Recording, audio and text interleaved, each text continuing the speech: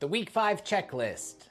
So I just want to remind everybody that you're able to go back and rewatch these modules and make sure that you have everything down pat, re-listen to what I have to say. Although I don't claim to be 100% correct on everything, there's definitely lots of experience here and things that you can take and roll with the other experiences that you learn from in your own life as well as others' lives. So don't forget to rewind, watch some things over. Don't rush ahead, rewatch it. The modules are only a couple minutes long so that I don't bore you. I'm just here to give you value and upgrade your situation. So rewatch them. It's only a couple minutes of your life. So week 5 checklist. Here's what we're going to accomplish this week. Print this out. Let's check it off. Let's write down what we have available in our minds and move forward with some clarity. So this week we're going to confirm the sales channels. We're going to confirm what our big 1 or 2 avenues of sales are going to be, and we're going to design how we're going to move ahead dependent on that. We're going to either buy boxes for retail, we're going to buy bags, we're going to get a market set up ready, we're going to buy a canopy, all of those things, and just get ready to attend a farmer's market, start reaching out to these different people who run these events and places and making the connections.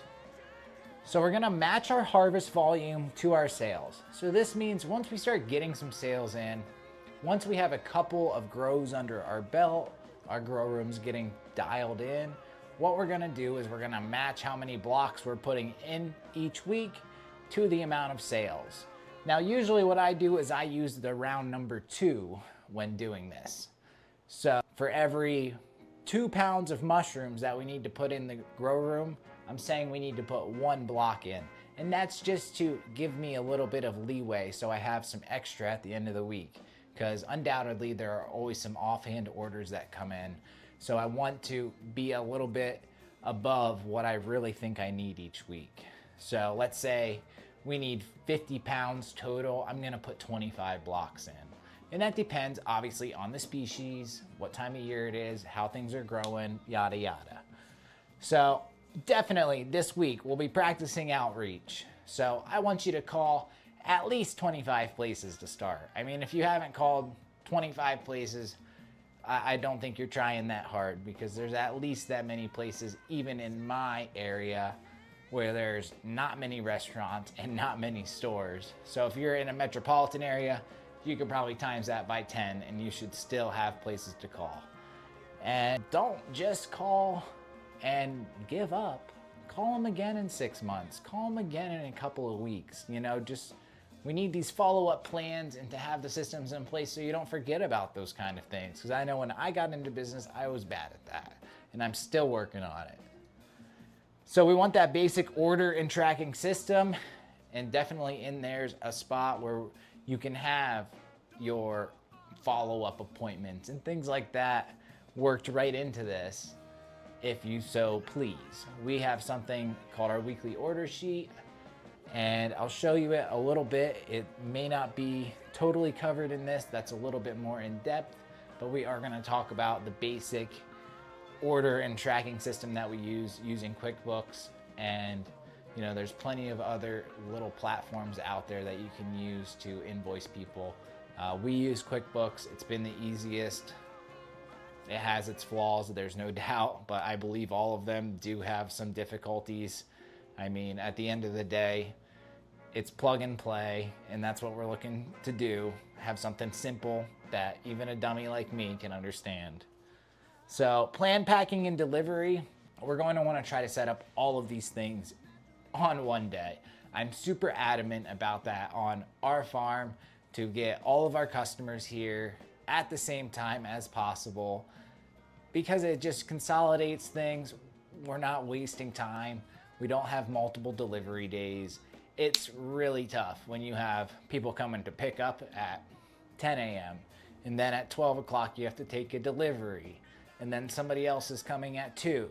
Like, it totally blows your whole day. And once you get busy and you're really making some product, you don't have the time to be doing that. Although it's sales, it's great, yes, to bring in some money. It's like the impedance of your momentum is almost not worth it at a certain point. So I'm really adamant about setting up one delivery day and one day to, you know, if possible. We have people that stop here randomly all the time, and it's fine. It's just, you gotta try to eliminate that stuff and chunk things out as best you can, or if you don't, you know, take care of your time, others are going to have their way with it, and that's just the way it is. So make sure you're printing this out, checking things off as you go, as you feel confident, like outreach. All of this stuff is really nothing that ever ends. You're continually improving all of these systems, and to this day, I don't have one that I can say is finished. You know, really basic order and tracking system. It's straightforward, it's easy, but it could be better. You know, all of these things could be better, even in our operation. You know, there's always a little bit more loss, or we don't have enough one week, and that's just the kind of the game. But you always want to be working towards getting closer to that zero waste and just keeping things tight. Bottom line, bottom line. All right, let's move on to talking about some restaurant outreach, farmers markets, and how we're gonna deal with these things and what you're gonna do.